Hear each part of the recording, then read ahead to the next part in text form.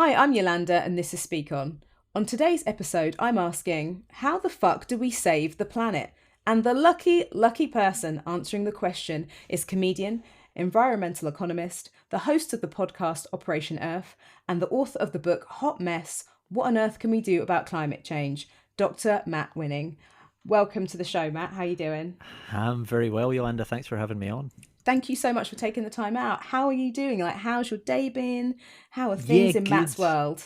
Good. I mean, climate change is very much still happening, so pretty busy. Yes.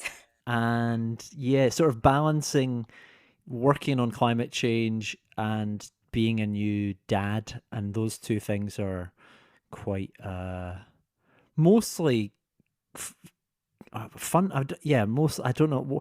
The new dad thing's pretty fun. Mm-hmm. The climate change thing can be not fun, but it's important. Both of them give life a lot of meaning. There we go. That's what I'll say. Yes. So first of all, what inspired you to make climate change the focus for your comedy? Yeah, that's a good point. I mean, the simplest answer that most people would expect is me to be like, I really cared about climate change, so I thought I'm gonna do this thing that someone else didn't. What actually happened was that I'd been doing comedy for about 8 years, and I'd been working on climate change for about 9 years at that time. So this was, about 5 years ago. So I'd been working on doing both of those things separately for almost a decade. And I mostly was doing comedy so that I didn't have to think about climate change in the evenings. Yeah. So it was like another thing where I was like, this is nothing to do with what I actually do. And then I got a really bad review saying that I didn't really talk about much in my comedy. So I decided to write a lecture about climate change and see if that was, I was like, if you want something heavy, I'll give you an hour of this. And then I did it, and it actually went really well. And I was like, oh, actually, this makes a lot of sense. Why it makes sense to try to talk about a subject that's difficult to talk about in a way that's more accessible to people, in a way that's, I guess, a bit more balanced, because life is, as well as being difficult, it's funny, and we cope, have to find ways of coping with difficult subjects and all that sort of stuff. So I actually found that it was a really good way to talk about it. And so I sort of stumbled across it by surprise. I don't know whether I'm thankful for that bad review or not.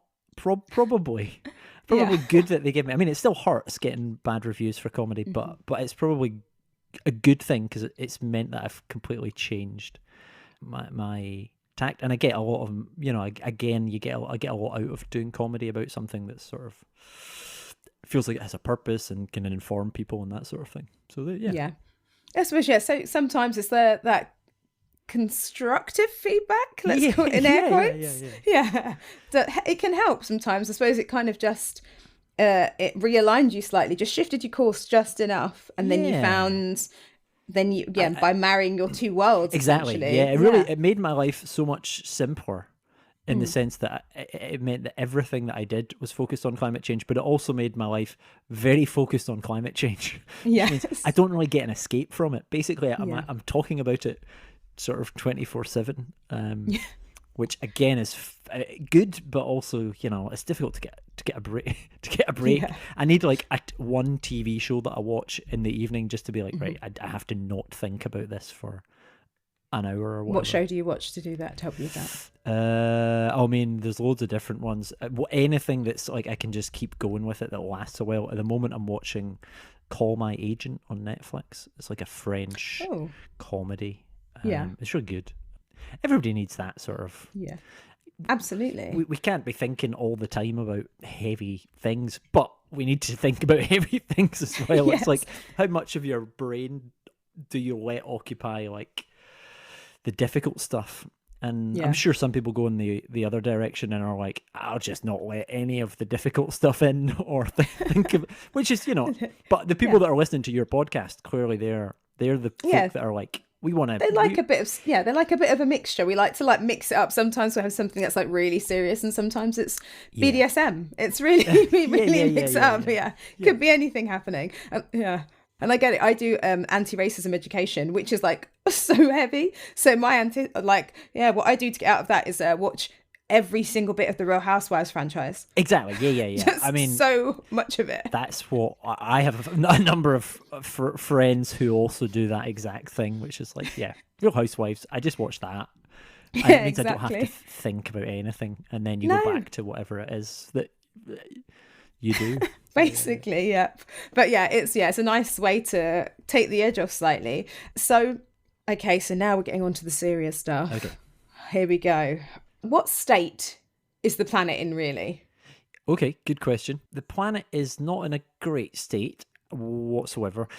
It's in a different state, so it's changing, hence why we talk about climate change. So the planet is rapidly changing. It's changing it's certainly changing faster than humans have ever experienced it changing before, and it's changing because of humans as well. The planet's fine. Like, the planet can cope. The planet has been warmer and colder. That's fine. But we often talk about it as like the planet, but it's really who lives on the planet that will be impacted really in a way that, you know, is out with our comfort zones.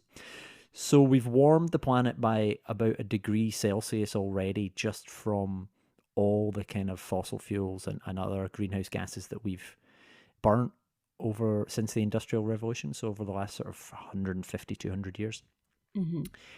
But we're now burning more than humanity's really ever burned before as well. You know, we're caught. It's just been going up and up and up, and the amount every year that we're adding is pretty much, you know, give or take the odd dip, like during COVID and stuff like that. But even then, it's still really high. You know, the emissions every year are really high. So we're adding more and more and more, and the planet's warming more. So we've warmed by about 1 degree. Where we end up is really still open to, you know, the future isn't set yet, but we're already seeing quite dramatic changes across the world, and that's impacting people in lots of different places, and it's really impacting the poorest people across the world as well, because it just sort of happens that they often live in the places that are most affected by climate change, which is sort of a kind of horrible irony of it. And they're the people that are kind of causing this issue the least. Now, we are doing some stuff about it. We've sort of started. So I think we're the probability of us ending up on like the absolute worst case sort of scenarios where people are like, you know, we're all going to go extinct, all that sort of stuff, I think that's unlikely. You know, the probability of that's reduced a lot because we've started acting on it. We've started, you know, using more renewables essentially thus far. We know that there's a problem. And so it's really about how much we and how quickly we decide to act as to how much kind of suffering there is over the coming, over the coming decades, but this is going to last for thousands of years. You know, the sea is going to rise for thousands of years, and I don't think people quite understand that. They don't understand what that means. What that means, and why it's a difficult thing to do. You know, why it's a difficult thing to deal with, and the different types of people that will be affected across the world by that is. So the future could be, I don't know, Mad Max or Waterworld. Yeah. I always say, the future might be like the film Waterworld. Terrible.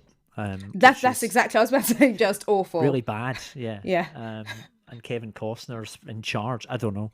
No, who was it that was in charge? It was Dennis Hopper. Oh, it was Dennis Hopper. Yeah. Yes, with his just he was little cool tiny pirate.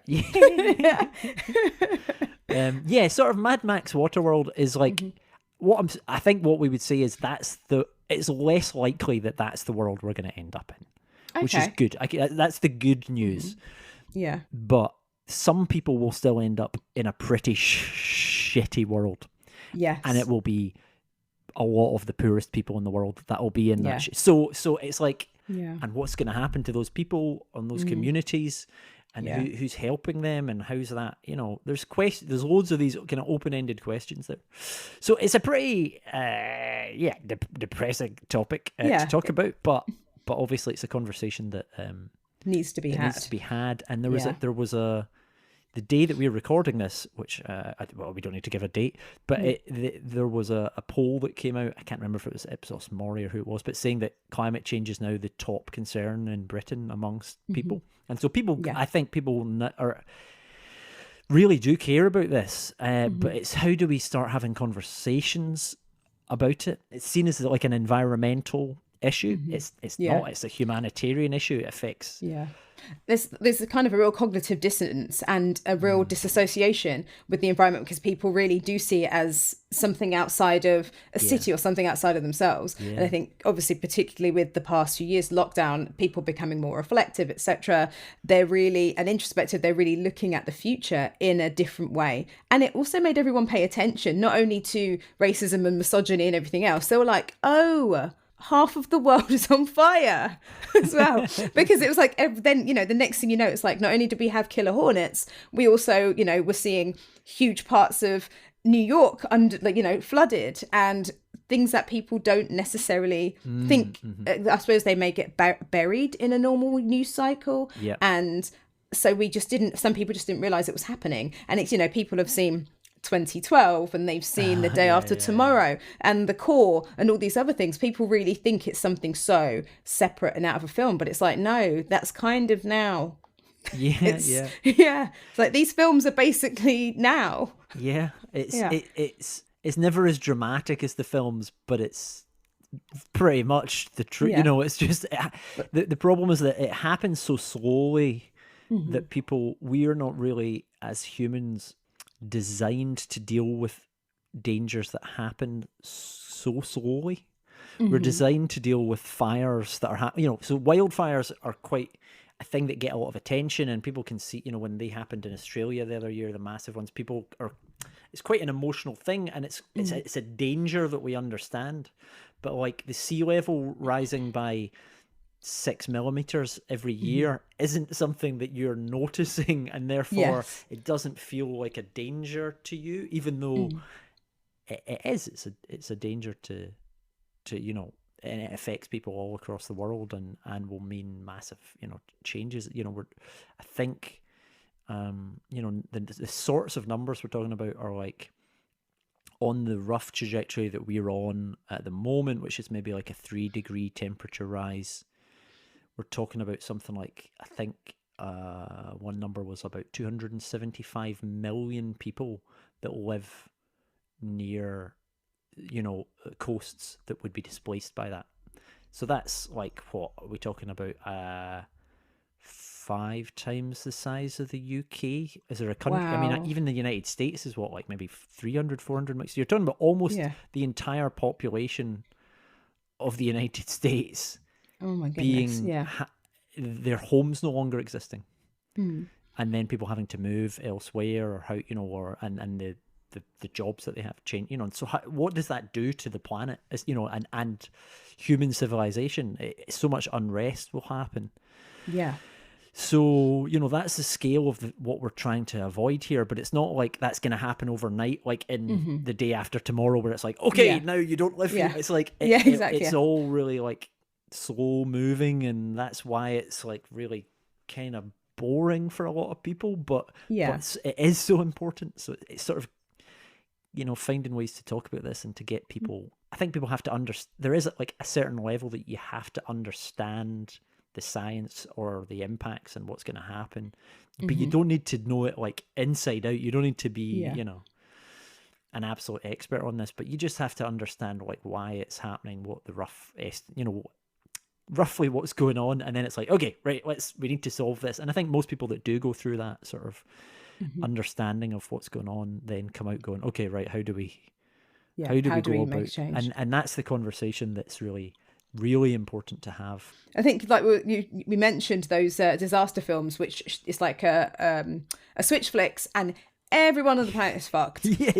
And obviously that you're saying that's not what this scenario is, but when you are living in places that are impacted, it is like the switch flicks and you're fucked. But because we're not seeing it, say, from London or New York, or you know, well, New York had a lot of flooding, or certain places where we're not seeing that big weather impacts. And I have family that live in Texas, for example. Texas truly had every season in like in a minute, and then electricity went down for like, it was like a month. They didn't have electricity for. Then it was like literally people were freezing in their homes. It was insane. That it was truly like apocalyptic kind of feeling. And these sort of weird weather events and the much more extreme things are going to become more common, and the people that are always impacted the most are the people that can't deal with it, or the people that are with my family were like, they had money, they just left. Exactly. So, they were like, this it wasn't great for us. We just went. We went. Yeah. And so some people, and some people can't just go, or their jobs are the temperatures are increasing in a lot of places, whether it is sub-Saharan Africa or South America, where people work outside and it's getting hotter, and they either have to stop working outside, or they start getting kidney diseases because they're not getting in, they're working in temperatures that they shouldn't be working in and stuff like that. So it's this sort of the problem is that we've built our society globally on the climate that has always existed for humans, which is a sensible thing to do, because you're like, well, this is what this is what the world is. This is roughly the sort of boundaries, upper and lower boundaries, the sort of what we're used to. So this is how we'll build our society. It gets warm in these years, it gets cold, whatever. And now we've just sort of like very quickly sort of flicked a switch where we've gone like, okay, this is all changing, and who's ready for that change? And we're still building stuff. We're still building houses, even in this country, in the UK. We're still building houses that are not designed for the world that is going to exist in the future. And so and it'll be people that then won't be able to deal with that, elderly people that will be like, well, my house is too hot, or and it wasn't designed for this, because construction companies or whatever aren't interested in future proofing, essentially. Future proofing. And so, but we don't know how much the future is going to change. So how much do you future proof? And if we actually do something about it now, we don't need to future proof as much, because we've stopped. So it's this sort of tricky like thing where the future isn't set, but it is 100% within our control as to what happens. Like in Terminator, there is no fate but what we make. Yeah. So I've got that. So I think I quote that in I've got a book out at the moment. It just came out about a week ago, called Hot Mess, and in it, it's me sort of trying to talk about climate change using comedy. But I think in the last chapter I use that, and it's near the end, and I'm like, my favorite childhood film, Terminator 2 was right. There is no fate but what you. So it's within our control. We all need to be. We all need to be Sarah Connor. That's what I'm saying. We all need to be absolutely, which is amazing because she's so awesome. Yeah, we all just. I mean, with less guns, but more like protesting for climate change or whatever, or working on climate change. While wearing a vest and just having really toned arms. Definitely keep the vest, the arms, and the chin ups that she does at the start of the film. Exactly. I wish I could do that. I can do one. But so we've kind of touched slightly on the effects that can be attributed to climate change. What other things are an effect of climate change that people don't realise? And also, what kind of delights could we look forward to if we don't get our asses in gear? I mean, there's lots of things that are, I guess, a bit less obvious. I don't think people understand how much it affects health. So health and climate change is something we talk about. So, I think we've seen with COVID that it's often older people, the more vulnerable in society, who are susceptible to disease and stuff. And it's those people that will be more affected by climate change. So things like changes in the range of where mosquitoes can go, because it's warmer now in certain areas, so they can move. It's why there are false widows in Islington. Yeah, exactly. And I don't like it. Yeah, I've seen spiders. It's like arachnophobia in my house. 100%. I've seen spiders in the UK, in London, over the last few years that I'd never seen before. Things like this just scare the shit out of you. That's a weird thing. And then you get the seasons are coming earlier, so winter's coming earlier. I've started getting hay fever like on my birthday, which is like the end of February. I've never had hay fever on my birthday before, like my whole entire life. And in the last like year, I was like, I went to the scan of my son a couple of years ago when we were having a baby, and the scan was on my birthday, and I just remember sneezing all the time at this at the scan, seeing him on the screen and being like, what? And I was thinking about climate change at the time. I was like thinking, this is, I mean, it's a really small, obviously kind of seen as a first world problem, but it's, but that is obviously a much kind of less harmful version of it. But it's take that and apply it to other issues that will really impact people.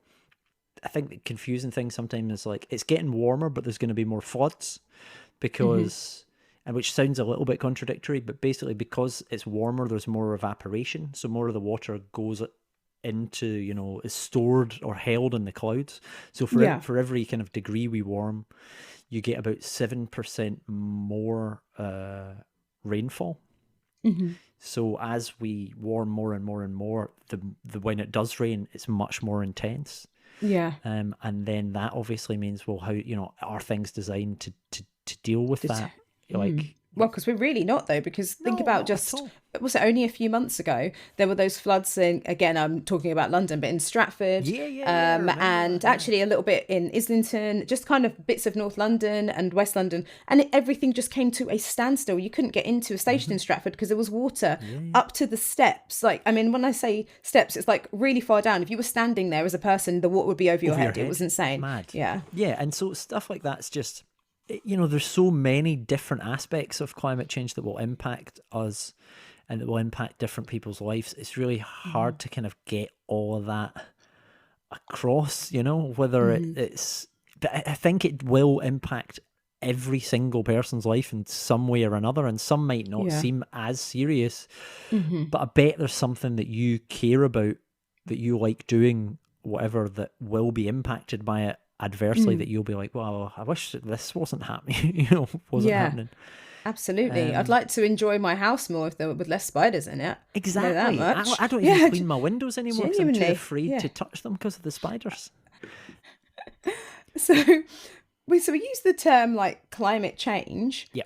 Is climate crisis a better term for people to really understand it? Because change can be good, or change can be it just doesn't feel as bad. I think a lot of some newspapers as well have changed their what they call it, whether it's climate emergency or climate crisis. It makes more sense because that's what it is. Climate change is scientifically accurate. You get lots of different, you can have natural climate change, which does occur. You have what we have now, which is the majority of it, or if not more than all of it, is man-made climate change. But what we're talking about is the climate emergency, and solving something that is, or a climate crisis that is much more about, I guess, humanizing it. Because again, it feels like, global warming or climate change is that sort of step away where you're like, well, it's the planet, it's not me. Even though I live on the planet, it's not. It's nothing. Even to though do this with is my me. house, I'm just going to let it burn. Even though I need to breathe this air every day, I'm not going to think about that. It's another thing. Whereas I think climate crisis is much more accurate in terms of what it means for the human race. Yeah. And like you were saying, it's a humanitarian issue. It's not something else that's happening adjacent to us. It's going to happen, like you were saying, it's putting the faces to it and really understanding the impact it has on people who are genuinely contributing to the least to this crisis. Absolutely. Yeah, no, it is a humanitarian issue because it really, it has to be all of society kind of being like, right, well, we need to move on with this. And it is about how it interconnects with, which is something that I don't think was really talked about until in the last couple of years, really, how it interconnects with, poverty in the country, how it interconnects with responsibility for, our historical legacies. So the United States and Europe are responsible for the majority, I think at least about almost half maybe, of Yeah. how much we've warmed already. So, Yeah. My goodness. I think the UK is about 5% of historical emissions. So that's, and given that we've warmed by about a degree, that's sort of 0.05 of a degree Celsius that the UK has warmed the planet by, pretty much. And so, and that is, while there's a lot of talk now about, developing countries and going forward and how do we solve this, there's also the historical legacy of, well, it's actually been mostly rich Western countries that have caused People this harm. love to make it about developing in air quotes, but I call USA is a developing country. Let's not pretend that it isn't. It's like they're always pointing the fingers. They're not paying attention to the fingers pointing back. But there's always so much emphasis put on developing countries, like even things like the population and all those kind of things. These kind of things are thrown into the mix, and it's like, hold on, they're still emitting less emissions than us. They still haven't done anything. It's about that you can't just keep punching down kind of thing. So the population, and it's like ignoring all the companies that are actually the ones that are really polluting the world. No, you're right, and there's this. Because it's such a big, complex thing to solve, and you do have countries, you do have these big corporations, you do have, and loads of different countries who are all different sizes, who want different things, who are at different stages in their history, who have different numbers of people in the countries, and that will change, and all these other things. So it's really complex. And then you've got the other side of it, which is like, as an individual, what do I do? So it's almost like you're going from thinking about, 7-8 billion people, and then being like, oh, but what can I, what am I doing about this? Or you're thinking about the biggest company in the world or the biggest country in the world, and then you're also like, okay, but what should, how should I, what should I eat today? Or, what should I be driving an electric vehicle, whatever. So it's that sort of like, it's almost the most massive thing in the world, but it's also this thing that's supposed to be really personal as well. And that can be really confusing to people. Just a little bit. And really sort of like, one minute you're like, it's all these, there's 100 companies causing this amount. And then at the next minute you're like, well, what can I do about that? And can I do anything about this? Exactly. It's not like I can rock up and just take down these huge companies. But and also, the part that capitalism has to play in it and everything else, that we're all a part of it, aren't we? The system that we're in is very much, and so the system has to change. And I think capitalism will live or die this century by whether it manages to solve the climate crisis. Yeah. Because it is the opportunity, or it's something that people who believe in capitalism, that is how we should run our societies. They really need to step up to the plate now, and prove that that's how we, that we can solve problems using this, way of thinking. And there'll be other people that think, we can't solve it with that and whatever, and that's fine as well. I'm not taking a side here. I'm as long as everyone's doing something, I guess. Yeah, exactly. So whatever you're doing, either whatever you believe in, whatever you're doing, as long as you're focused on improving the situation and making sure that it is genuinely improving, then that's a positive thing. And whether that's trying to change the entire system or whether it's working from within the system and trying to move, and I think all of these things are positive. So it's quite a difficult. I mean, there's a lot going on with it. So like at this point, again, so you touched on what might leads into my upcoming questions, right? Because obviously it's big and it is small. Yeah. How do we save ourselves at this point? Because we say save the planet, but it really isn't the question of saving the planet, because the planet is just going to be like, that's enough of you guys, and kill us. So it's like, how do we save ourselves? So are the small changes like recycling, meatless Mondays, reusable shopping bags, those kind of things, are they making a difference? What can we do as individuals? Yeah. And then we can move on to what we do on the larger scale after. The rest of it. Yeah. So my way of trying to think about this is that it depends on who you are, and therefore what you do. So not everybody's the same. Everybody has a different level of, I guess, responsibility. But again, so even thinking about it from a UK perspective, the average emissions per person in the UK is about 7 tons, which is quite a lot a year. Yeah. I think the global average is something like 4 tons, and we need to reduce that to about 2 tons, which I think is about roughly the average that India maybe is at the moment or something like that. Anyway, so that's all the emissions that are caused in the UK divided by the number of people in the country, if you know what I mean. But within that, there's going to be a massive range, isn't there? You're going to have some people who are below that line, and therefore what I would say is what they do is not an issue. Yeah. Because there's also, it's whether the things that you do that contribute to climate change. So as you're saying, meat-free Mondays, or I can't remember what were the other examples, not plastic bags or whatever, and other things. Yeah, recycling, just the general yeah. things.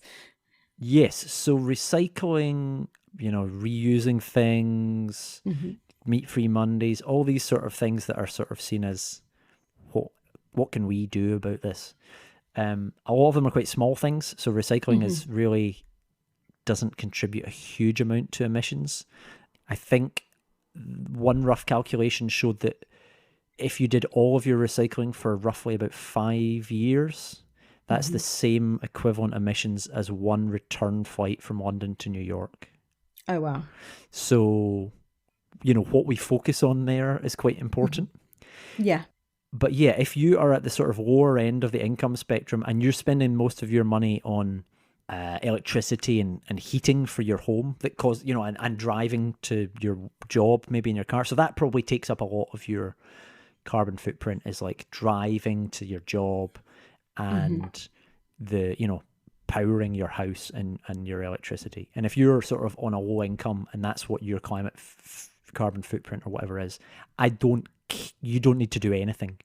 Yeah. You need to go out there and, if you can, fight for change and try and change the system and stuff. But you're, as a person, whatever, like, it's not important. You are not the problem.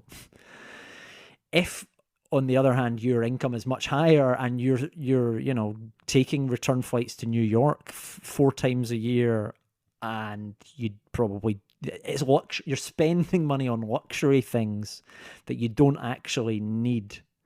Now, I wouldn't say that I wouldn't tell people, like, you shouldn't be doing this or you can't do this. But as an individual, you should look at your lifestyle. If you are kind of above average income and probably above average sort of climate impact, then yeah, you should look at yourself. Yeah. And what your decisions are, and maybe make some changes if you feel comfortable making those changes.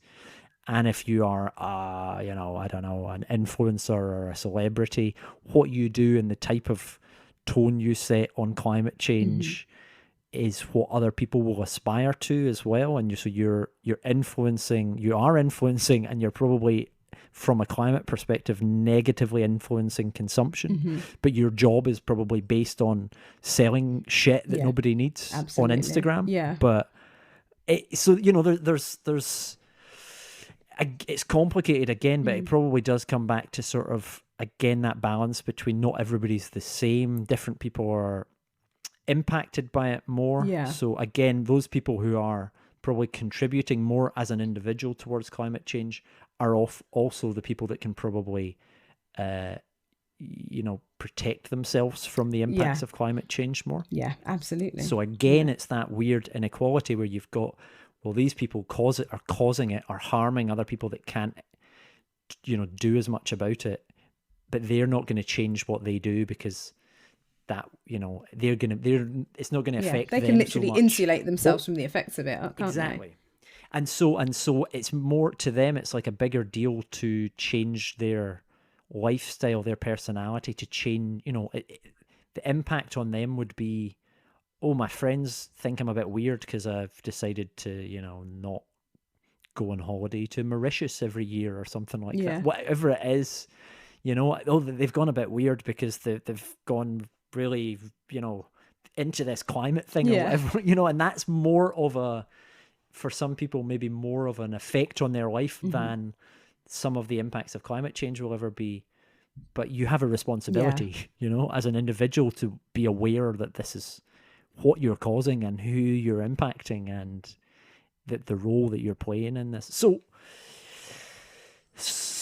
keep doing meat-free Mondays. That's what I'm saying. Just keep doing it. Yeah. Go for it. Keep recycling. Do everything. Everything's important. And if you are, you know, if everybody can do different things and what you might do might not be as much as what other people can do. The other thing to say on this that's really important is to expand what we mean by what can I as an individual do about climate change. We need to understand what are the bigger things. We're not limited to that at all. Exactly. So the bigger things are, as an individual, driving causes a lot of it. So how much we drive, whether we need to be taking trips to places, transport in general. So flying is a massive one. But there's other things. So changing where you bank and where your pensions are is incredibly important. Okay. So changing them to places that don't invest in fossil fuels, and saying to your bank, well, I want to bank somewhere that's ethical. In the sense that, and it doesn't invest in things. There are banks out there that do that. And you can look up, there's a few things on the internet, I can't remember off the top of my head what they are. Yeah. But if you look up, you know, how green is my bank, essentially, whatever, there'll be little things where you can type in who you're with and check. So that then sends a signal saying, well, I care about what my money's used for. And then people and banks will start making decisions differently based on that. Yeah. I suppose much like recycling, I know that recycling, you say, because it's recycling our own things, it's making a small impact, but it's a good, nevertheless, let's crack on with it. Yeah. I feel like in turn, retail has to kind of answer the call of that as well. And then it kind of then mushrooms up, I guess. And Yeah. No, exactly. A lot of these things are going to start from a ground up. Yeah. Waiting on companies, waiting on governments to change. Yeah, it doesn't happen without pressure. Exactly. We've got a V for vendetta, these people. 100%. Yeah. We need to all go out with Greta masks on and just like exactly, and just terrorise the MPs. Standing around Westminster all with Greta Thunberg masks on. Just looking really disapproving. Yeah. So I don't know. I'm trying to think who else would be on a mask. There are so many, but like I love the way that Gen Z like popping through, just like, stop now, guys. Seriously, old people, stop it. That's what I feel like they're saying. Yeah, pretty much. Yeah. So banking is one thing, and what your pensions are invested in. What else? Voting is obviously incredibly important. What you do at your job is important. So whether your career is guided towards working on climate change, or just whether at your work there's like a sustainability committee, and if not, set one up, or force your colleague to set one up because you don't want to do it, or whatever. You know, there's ways of doing stuff in kind of all of the aspects of our life. So whether that's our kind of personal life, and I think that's the one that people think about the most. It's like, oh, in my house, we, switch off the lights in the rooms or whatever. Like, that's one aspect of your life, but you spend a lot of the rest of your life at the company that you work for. So what is that company doing, and how can you influence that company to change their practices from within and say, well, as an employee, this is something I care about. I think we should be doing things differently. And practices within jobs. How do you make it more sustainable? Do travel or whatever within jobs, the types of meals that get served at work events, there's stuff there that again is incredibly important. Yeah. And then there's the sort of, the political side, who you vote for, whether you're protesting, whether you set up groups. There's been a lot of, pressure with groups over the last couple of years, which I think has been really positive, with the school strikes and the Extinction Rebellion stuff, which I think, I think people will disagree with different aspects of it. Yeah. But the point is that they're effective. And if you don't like that, it's the answer isn't to say, I don't like that, and then do nothing. The answer is to go and set up your own group that does the thing that you think should be being done. Yeah. Just being active and participating in this is the way that it's going to get solved, and having all these different voices is the most important way to do it. And what the main thing I think that's missing, that I tried to talk about in the book a little bit, is community. So at that kind of community level, or, you know, I've spoken to occasionally like church groups and stuff like that as well. That's the missing link, because it's seen as this, like, it's either governments need to be sorting it out or I need to be changing, you know, my diet or get solar panels. And there's something in the middle between the government, you know, putting in a carbon tax and you getting solar panels in your house. There's something in between that that could probably really feel quite good, because it's something in your community that you see that's happening on your doorstep, but that isn't just you doing it. And there's something you said earlier as well about the conversations and things. How do we actually have these types of conversations with people in order to spark change? How do we get that going so we can kind of be that influential person? Yeah, I mean, I think listening to people is really important. So just asking people questions about what's important to them, finding out, you know, making connections with people, and then talking about what's important to you and why climate change is important to you. And it really has to be a conversation that's not preachy, which is one reason that I think I've had some success doing comedy about climate change, because you really sort of bring yourself back down to people's level and be self-deprecating, and so it doesn't feel as anywhere near as preachy when you're talking. Yeah. So it's important to be on the same level as the person that you're having a conversation with, and not be like, well, they don't know as much as me. Yeah. Or their views are, you know, you're not going to persuade someone by telling them that, you know, they're an idiot. Yeah. So it's about having conversations about, you know, why it's personalizing it as well, I think is the other thing. So it's like, it's easy to talk about, oh, there's going to be more of these, you know, whatever floods, and, you know, I'm really worried about this, these people far away. And I think that's important, but often talking about things that are within other people, you know, how those other people will be affected, whoever you're talking to, how will they be affected, and talking about that, then they'll actually make much more of a connection. But also letting people come to it by themselves. Yeah. And so telling stories, I think, is a really good way of doing it. We do need more films like 2012. We do. Where's John Cusack? Him and his or The Rock. Oh my gosh, do it with The Rock in. There we go. I think we have just solved it. The Rock or Will Smith or I don't know, Halle Berry. 100%. I love Halle Berry. I don't know, just some cool. The Avengers. I don't know. Just let them do it. It needs to be big climate change stuff. Yeah. There's a really good documentary that is on the iPlayer at the moment, BBC iPlayer at the moment, that I would really recommend, called The People versus Climate Change. And it's about a climate assembly that happened recently. So the government basically chose something like, I don't know, it was like roughly 100 random members of the public to go for 4 weekends to learn about climate change and then to give their recommendations about what we should do about climate change. How interesting. The documentary's one of the most wonderful things. And I know...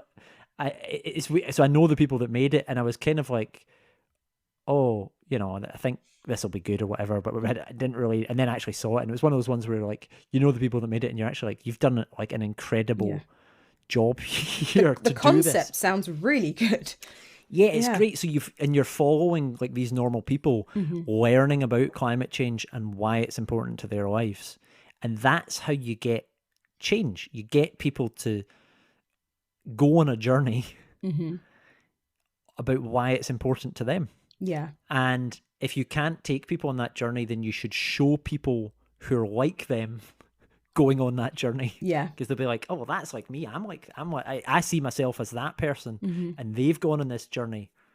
Maybe you know, this is important to me as well. Yeah. So yeah, those are the kind of things that we need to do. And give people different options, and get people to make, you know, people would like, I think I talk about this briefly in my book as well, like people would like a really simple answer. They'd like me to say like, oh, you need to eat more beans and we will solve climate change. Yeah. And that's it. They want something like really They're like, brilliant, doing it, that's fine. And they're like, great, I'll do that. Yeah. They just want like a list. I want it. Here's the 5 things you need to do. And if you do these, that's fine. And the actual answer is like, it's so complicated and messy that you need to find what you're best at doing. Yes, absolutely. Before we wrap up, and you've been such an amazing guest and I've learned so much today. What is the biggest contributor to the climate crisis? So who's on our hit list? Who are we going after? Big fossil fuel. Like, I mean, really, it is big fossil fuel who they've caused a lot of problems by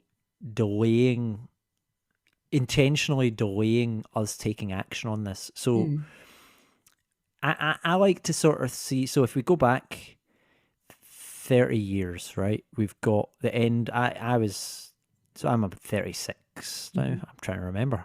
But basically... you forget after a certain time, don't you? I know. You? Yeah, you're just like, I'm somewhere in that some range. point I was born. Yeah.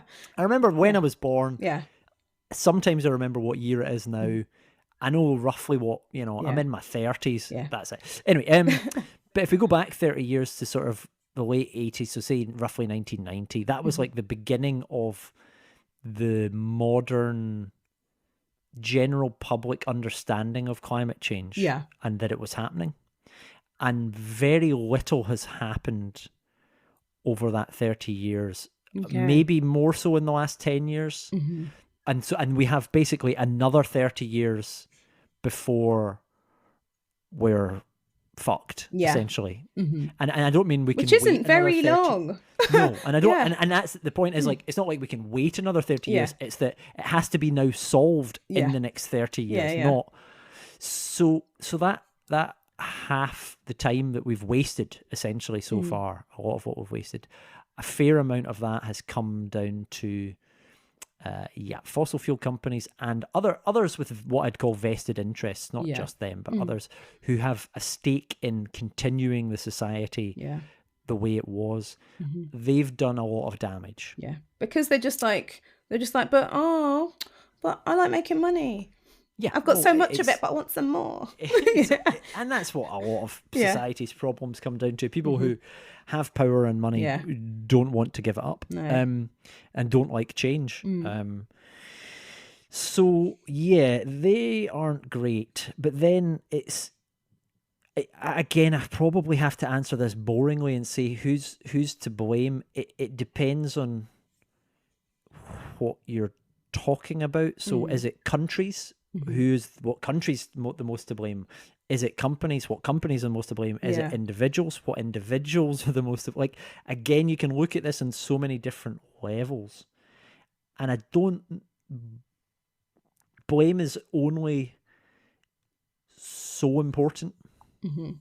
But you're right, we do. There's who do we go after? What do we change now? That's the important thing. It's and I think there is an element of understanding where how have we got to where we are and who's to blame for where we are now. But it's very much, well, who's standing in the way now? Yes, and who needs to be moved out of the way? Yeah, and that's basically anyone who isn't willing to change fairly rapidly over the next 30 years. Yeah. So that is, I mean, I'm not going to name names. Oh no, I just meant just in terms of like I was saying, that's why I said like fossil fuel as opposed to naming, like, I don't know, Starbucks like, or something. His name's John Smith and he lives down the road from me and he's the one, whatever. People are the problem and people are the solution, but some people are much more of a problem. Yeah. And some people are much more of a solution. And, countries are run by people and companies are run by people. So it is human action here. So we need to do something about it and we need to do something about it quickly. And anyone that's sort of standing in the way of that, yes, we need to debate what we do. Yeah. But anyone that's sort of saying, well, maybe we shouldn't do anything, need to be, just sort of laughed aside at this stage. Yeah. It's anyone that says that is just selfish. It's like, look, Mr. Whatever your face is. I know you're 85 years old and still for some reason have too much power. I know you're going to die in a minute, but come on, what about your children or grandchildren? They don't give a shit. Do they?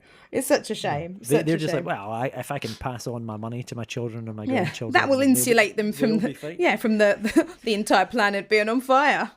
Yes.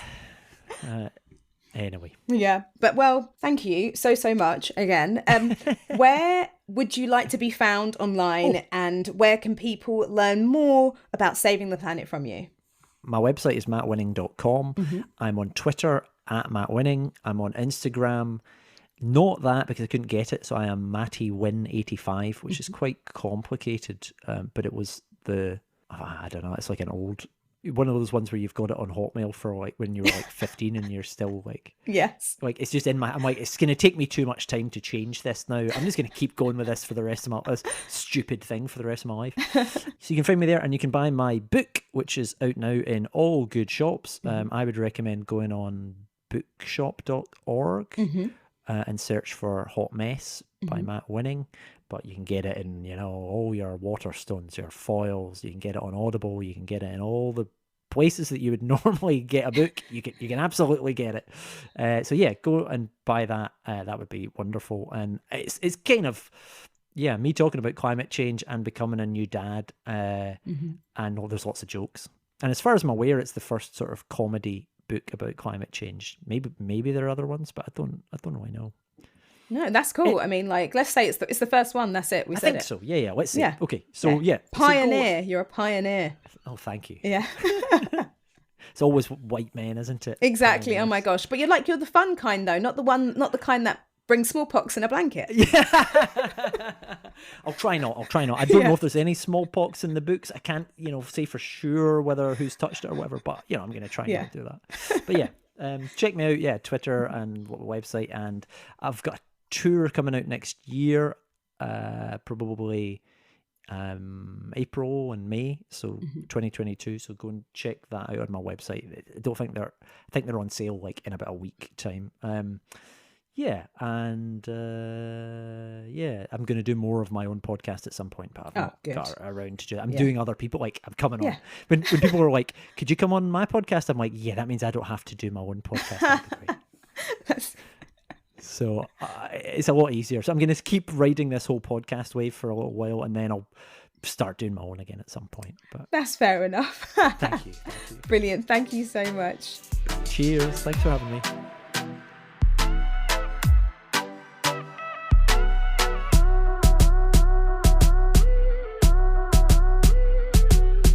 Thank you for listening to Speak On. Make sure you like, subscribe, and share with your friends, family, co-workers, strangers in the street. To find out more about us, including our upcoming events, head over to Instagram, instagram.com/speakon_. Bye!